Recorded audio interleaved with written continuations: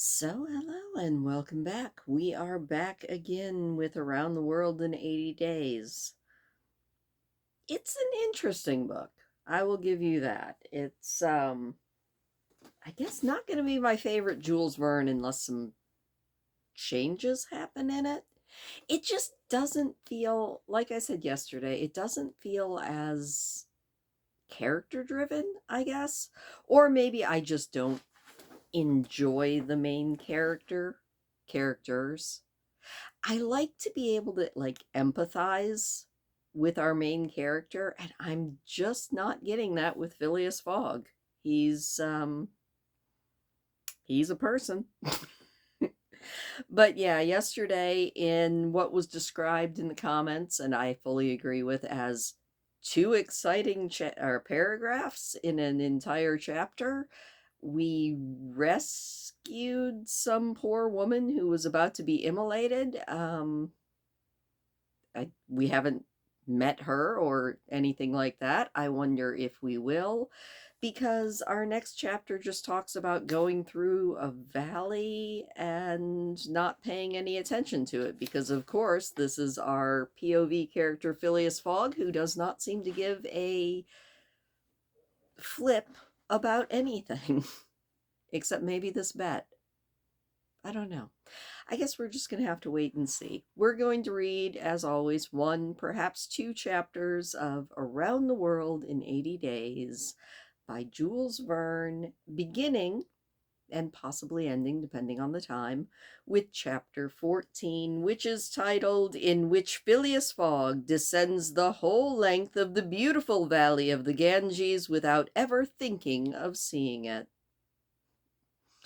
And if that doesn't describe Phileas Fogg in a nutshell, I don't know what does.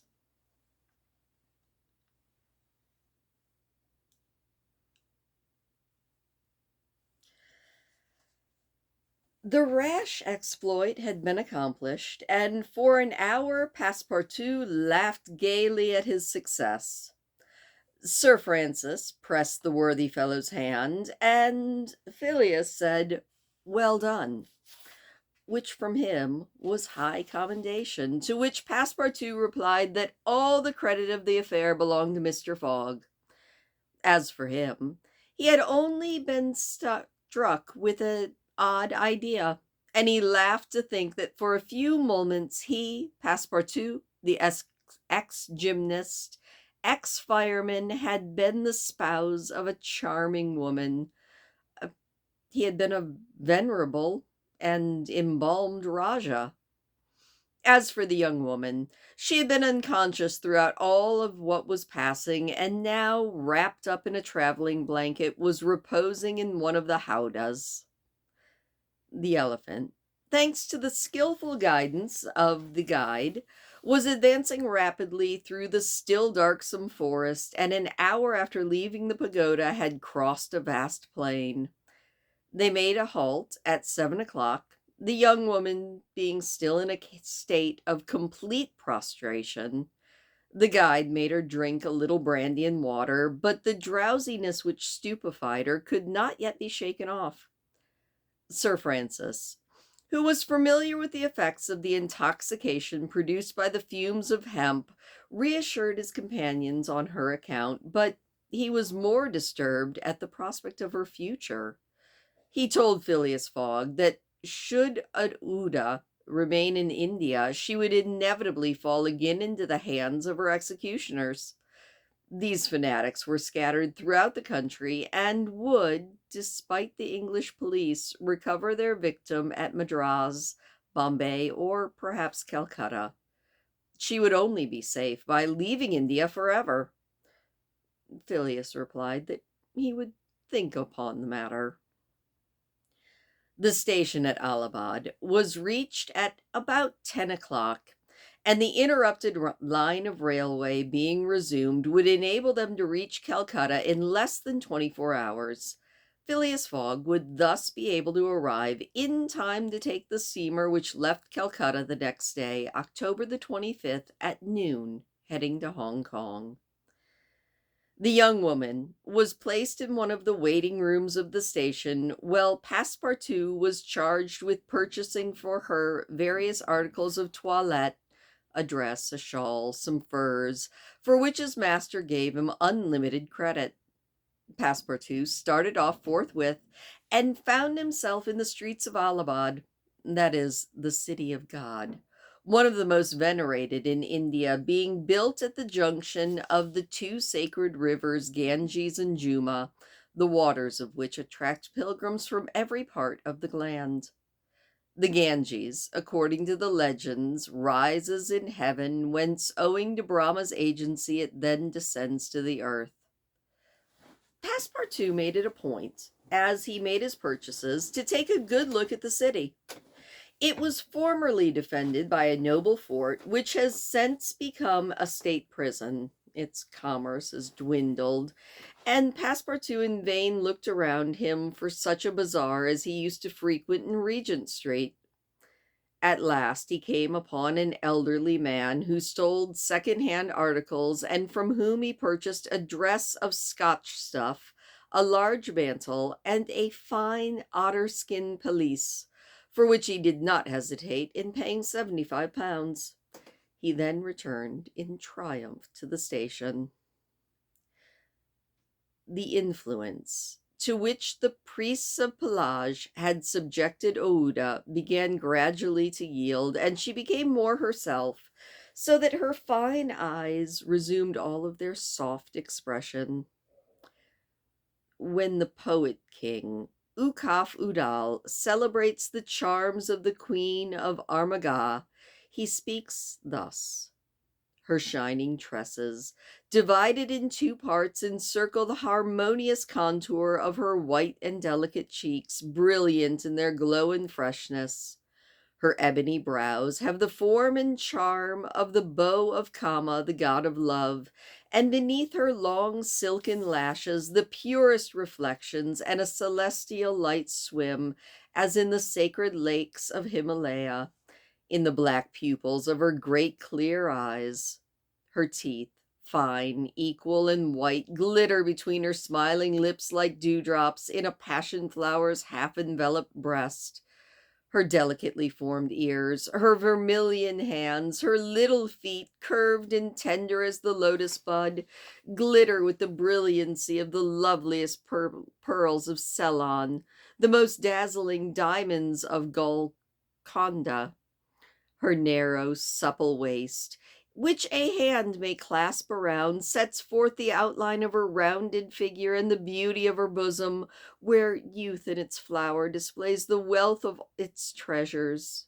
And beneath the silken folds of her tunic, she seems to have been modeled in pure silver by the godlike hand of Vivakarma, the immortal sculptor. That's kind of gross, just saying. It is enough to say, without applying this poetical rhapsody to Ouda, that she was a charming woman, in all the European acception of the phrase. She spoke English with great purity, and the guide had not exaggerated in saying that the young woman had been transformed by her upbringing. The train was about to start from Allahabad, and Mr. Fogg proceeded to pay the guide the price agreed upon for his service, and not one farthing more, which honestly astonished Passepartout, who remembered all that his master owed to the guide's devotion. He had indeed risked his life in the adventure at Pelage, and if he should be caught after, he would with great difficulty escape their vengeance. Keone, the elephant, also must be disposed of. What should be done with an elephant which had been so dearly purchased? Phileas Fogg had already made up his mind. "Sir," he said to the guide, "you have been serviceable and devoted. I paid for your service, but not for your devotion. Would you like to have this elephant? He's yours." The guide's eyes glistened. "Sir, you're giving me a fortune," he cried. "Take him," said Mr. Fogg, "and I will be your debtor." "Ah, very good," said Passepartout. "Take him, mon ami. Chione is a brave and faithful beast." And then going up to the elephant, he gave him several lumps of sugar, saying, "Here, Chione, here, here." The elephant grunted in satisfaction, and clasping Passepartout around the waist with his trunk, lifted him as high as his head. Passepartout, not in the least alarmed, petted the animal, which set him gently on the ground. Soon after, Phileas Fogg, Sir Francis, and Passepartout, installed in a carriage with Aouda, who had the best seat, were whirling at full speed towards Bernays.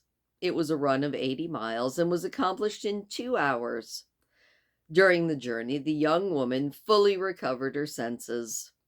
What was her astonishment to find herself in this carriage on the railway, dressed in European clothing and with travelers who were quite strangers to her. Her companions first set about fully reviving her with a bit of liquor, and then Sir Francis narrated to her what had passed, dwelling upon the courage with which Phileas Fogg had not hesitated to risk his own life to save her, and recounting the happy sequel of the venture, the result of Passepartout's rash idea. Mr. Fogg said nothing, while Passepartout, embarrassed, kept repeating, "He's not worth telling." Aouda pathetically thanked her rescuers, rather with tears than words. Her fine eyes interpreted her gratitude better than her lips did. Then, as her thoughts strayed back to the scene of the sacrifice and recalled the dangers which still menaced her, she shuddered in terror. Phileas understood what was passing in Aouda's mind, and offered, in order to reassure her, to escort her to Hong Kong, where she might remain safely until the entire affair was hushed up, an offer that she eagerly and gratefully accepted. She had, it seems, a relation who is one of the principal merchants of Hong Kong, which is an entirely English city, though on an island on the Chinese coast. At 12:30, the train stopped at Bernays. The legends assert that this city is built on the site of the ancient Cassi, which, like Mahomet's tomb, was once suspended between heaven and earth, though the Bernays of today, which people call the Athens of India, stands quite unapologetically on solid ground. Passepartout caught glimpses of its brick houses and its clay huts, giving an aspect of desolation to the place as the train entered it. Bernays was Sir Francis's destination, the troops that he was rejoining being encamped some miles north of the city. He said adieu to Phileas Fogg, wishing him all success and expressing the hope that he would come again that way, in a less original but more profitable fashion. Mr. Fogg lightly pressed him by the hand. The parting of Aouda, who did not forget what she owed to Sir Francis, betrayed much more warmth, and as for Passepartout, he got a hearty shake of the hand from the general.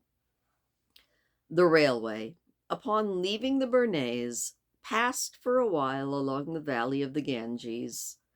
Through the windows of their carriage, the travelers had glimpses of the diversified landscape of Bahar, with its mountains closed in verdure, its fields of barley, wheat, and corn, its jungles peopled with green alligators, its neat villages, and its still thick forests. Elephants were bathing in the waters of the sacred river, and groups of the natives, despite the advanced season and chilly air, were performing solemnly their pious ablutions. These were fervent Brahmins, the bitterest foes of Buddhism, their deities being Vishnu, the solar god, Shiva, the divine impersonation of natural forces, and Brahma, the supreme ruler of priests and legislators. What would these divinities think of India, anglicized as it is today, with steamers whistling and scuttling along the Ganges, frightening the gulls which float upon its surface, the turtles swimming along its banks, and the faithful dwelling on its borders? One may never know. The panorama passed before their eyes in a flash, save when the steam concealed it fitfully from their view. The travelers could scarcely discern the fort of Chupani, 20 miles southwest from Bernays, the ancient stronghold of the Rajas of Bahar or Gazpur, and its famous rosewater factories, or even the tomb of Lord Cornwallis, rising on the left bank of the Ganges, the fortified Tower of Buxar, or Patana, a large manufacturing and trading place where is held the principal opium market of India, or Moghar, more a more than European town, for it's as English as Manchester or Birmingham, with its iron foundries, edge tool factories, and high chimneys puffing clouds of black smoke to the heavens. Night came. The train passed on at full speed, and in the midst of the roaring of tigers, bears, and wolves which fled before the locomotive, and the marvels of Bengal, Gonkala, ruined Gore, Marshabad, the ancient capital Burdwan, Hughley, and the French town of Chalmont-Major, where Passepartout would have been proud to see his country's flag flying, were hidden from the view in darkness. Calcutta was reached at 7 in the morning, and the packet left for Hong Kong at noon, so that Phileas Fogg had 5 entire hours in front of him. According to his journal, he was due at Calcutta on the 25th of October, and that was the exact date of his actual arrival. He was therefore neither beforehand or behind. The 2 days gained between London and Bombay had been lost, as it has been seen in the journey across India, but it is not to be supposed that Phileas Fogg regretted them one bit. And that is the end of the chapter. And I think we're going to do one more, but as always, I'm going to go grab a drink, so I will be right back. All right. This chapter looks slightly shorter, so we'll see how long it ends up lasting as we now jump into chapter 15, which is titled, "In which the bag of banknotes disgorges some thousands of pounds more." Sounds like we're going to be bribing people. The train entered the station, and Passepartout, jumping out first, was followed by Mr. Fogg, who assisted his fair companion to descend. Phileas intended to proceed at once to the Hong Kong steamer in order to get Aouda comfortably settled for the voyage. He was unwilling to leave her while they were still on dangerous ground. Just as he was leaving the station, a policeman came up to him and said, "Mr. Phileas Fogg?" "I am." "Is this man your servant?" said the policeman, pointing to Passepartout. "Yes." "Be so good of you, both, as to follow me." Mr. Fogg betrayed no surprise at all. The policeman was a representative of the law, and the law is sacred to an Englishman. Passepartout tried to reason about the matter, but the policeman tapped him with his stick, and Mr. Fogg made the signal to obey. "May this young lady come with us?" he asked. "She may," said the policeman. Mr. Fogg, Aouda, and Passepartout were conducted to a palki gari, a sort of four-wheeled carriage drawn by 2 horses, in which they took their places and were driven away.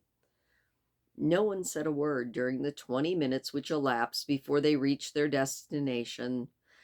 They first passed through the Black Town, with its narrow streets, its miserable huts, its squalid population, then through a European town, which presented a relief with its bright brick mansions shaded by coconut trees and bristling with masts, where, although it was early morning, elegantly dressed horsemen and handsome equipages were passing back and forth.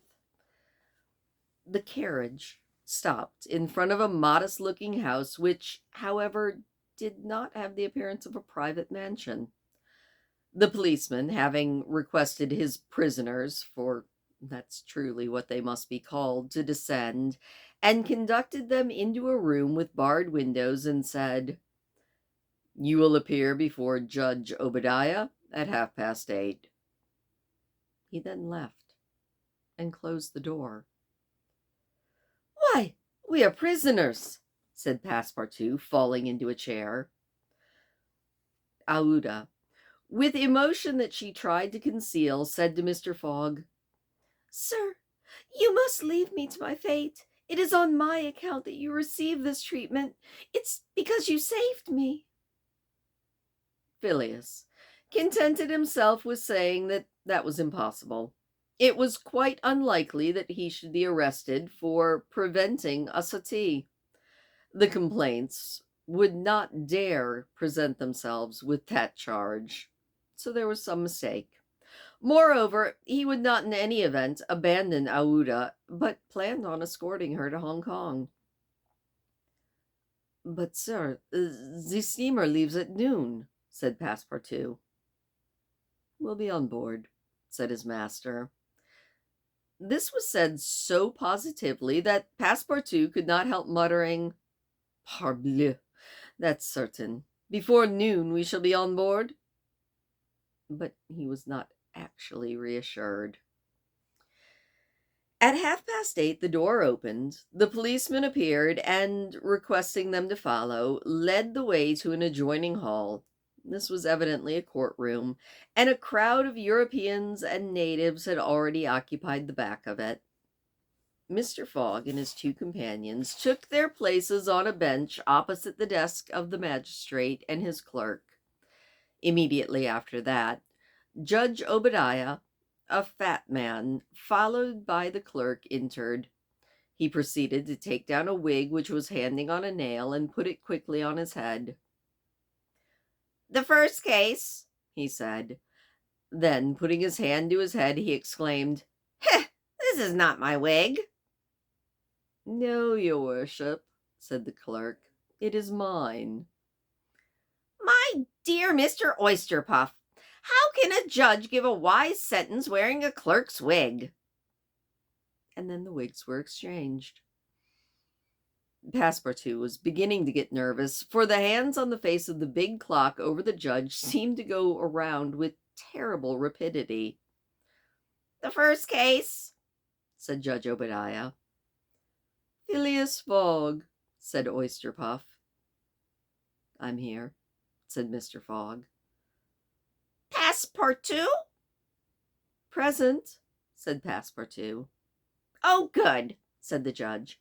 "You have been looked for, prisoners, for 2 days on the trains from Bombay." "But of what have we been accused?" said Passepartout. "You're about to find out." "I am an English subject, sir," said Mr. Fogg, "and I have the right—" "Have you been ill-treated?" "Not at all." "Very well. Let the complainants come in." And the door swung open by order of the judge, and 3 priests entered. "Oh, that's it," muttered Passepartout. "These are the rogues who were going to burn our young lady." The priests took their places in front of the judge, and the clerk proceeded to read in a loud voice a complaint of sacrilege against Phileas Fogg and his servant, who were accused of having violated a place held consecrated by the Brahmin religion. "Do you hear the charge?" said the judge.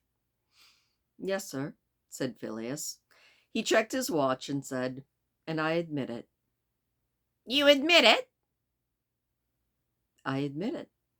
And I wish to hear these priests admit, in their own turn, what they were going to do at the pagoda of Pelage."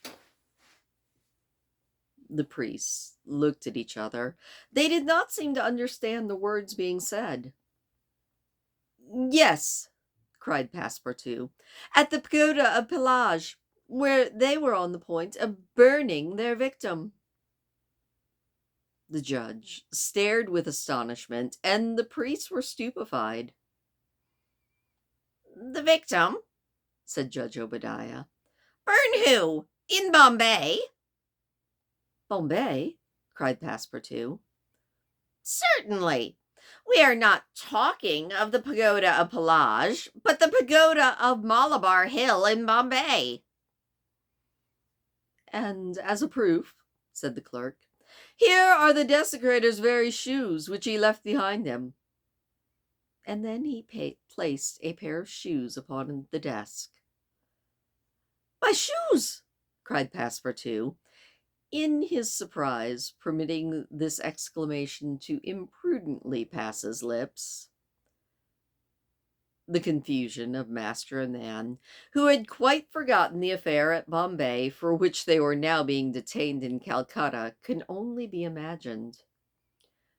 Fix, the detective, had foreseen the advantage which Passepartout's escapade gave him, and delayed his departure by 12 hours, and had consulted the priests of Malabar Hill.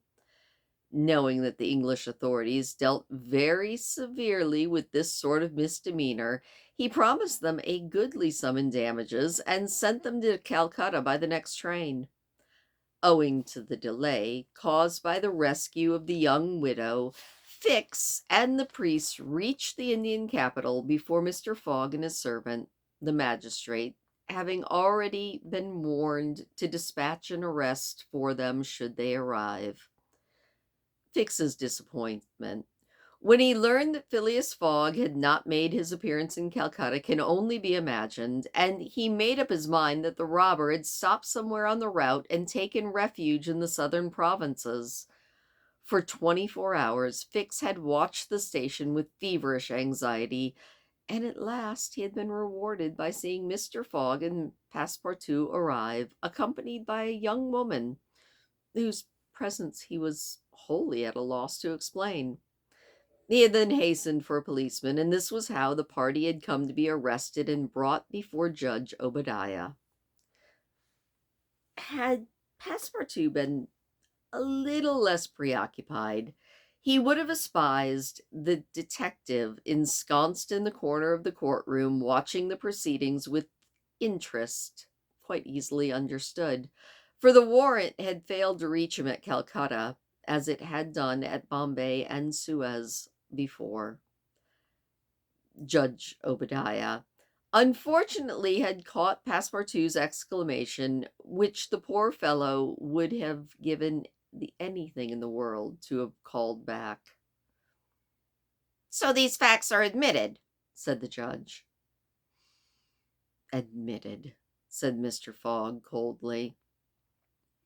"Insomuch," said the judge, "as the English law protects equally and sternly the religions of the Indian people, and as the man Passepartout has admitted that he violated the sacred pagoda of Malabar Hill in Bombay on the 20th of October, I condemn the said Passepartout to imprisonment for 15 days and a fine of £300. £300! cried Passepartout, startled at the huge sum. "Silence!" shouted the constable. "And insomuch," continued the judge, "as it is not proved that the act was not done by the connivance of the master with the servant, and as the master in any case must be held responsible for the acts of a paid servant, I condemn Phileas Fogg to a week's imprisonment and a fine of £150. Fix rubbed his hands with satisfaction. If Phileas Fogg could be detained in Calcutta for a week, it would be more than time for the warrant to arrive. Passepartout was frankly stupefied. This sentence ruined his master. A wager of £20,000 lost because he, like a fool, had gone into that stupid pagoda. Mr. Fogg, though, as self-composed as if the judgment did not in the least bit concern him, did not even lift his eyebrows while the sentence was pronounced. Just as the clerk was about to call the next case, he rose and said, "I offer bail." "You have that right," said the judge.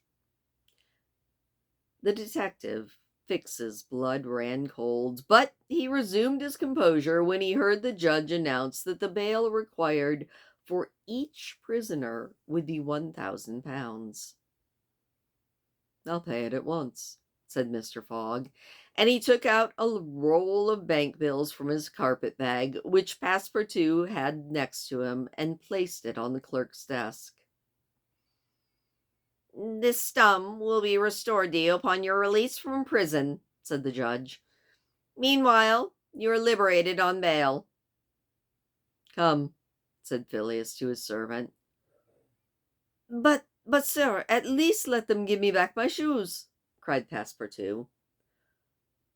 "Ah, these are dear shoes," he muttered, as they were handed to him. "More than £1,000 apiece, and they pinch my feet." Mr. Fogg then offered his arm to Aouda, and then they departed, followed by the crestfallen Passepartout. Fix still held hopes that the robber would not, after all, leave the £2,000 behind him, but would decide to serve out his week in jail, and he issued forth on Mr. Fogg's traces. Mr. Fogg took a carriage, and the party were soon landed on one of the quays. The Rangoon was moored a half a mile off in the harbor, its signal of departure hoisted at the masthead. 11 o'clock was striking. Mr. Fogg was an hour early.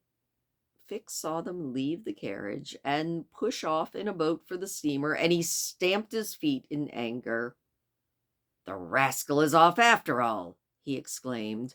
£2,000 sacrifice. He's as prodigal as a thief. I'll follow him to the end of the world if necessary, but at the rate he's going, all of his stolen money will soon be exhausted." The detective was not far in making this conjecture. Since they had left London, what with traveling expenses, bribes, the purchase of an elephant, bails, and fines, Mr. Fogg had already spent more than £5,000 on the way, and the percentage of the sum recovered from the bank robber promised to the detective was rapidly getting smaller.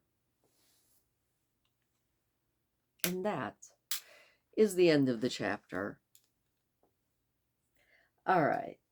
Well, I did not in the least enjoy the description of poor Aouda and the fact that she has been relegated to just I think the term is refrigerator. She was refrigerated hard. I mean, she didn't die, but she was just there as a prop. And yeah, the description just kind of made me go, ew. I mean, just ew. But that is the time it was written in, so we should not be surprised. I guess that's where I'm going to leave it. This is definitely a product of its time, and not nearly as fun as Journey to the Center of the Earth and Captain Nemo, 20,000 Leagues. That was a fun book. Journey to the Center of the Earth was also a fun book. This one feels more like a very dry travel guide. I don't know. We shall see. I guess we'll find out what probably horribly racist stereotypes are going to be discovered in Hong Kong. Anyway, as always, thank you so much for listening. I hope that you enjoyed it, and I will see you tomorrow.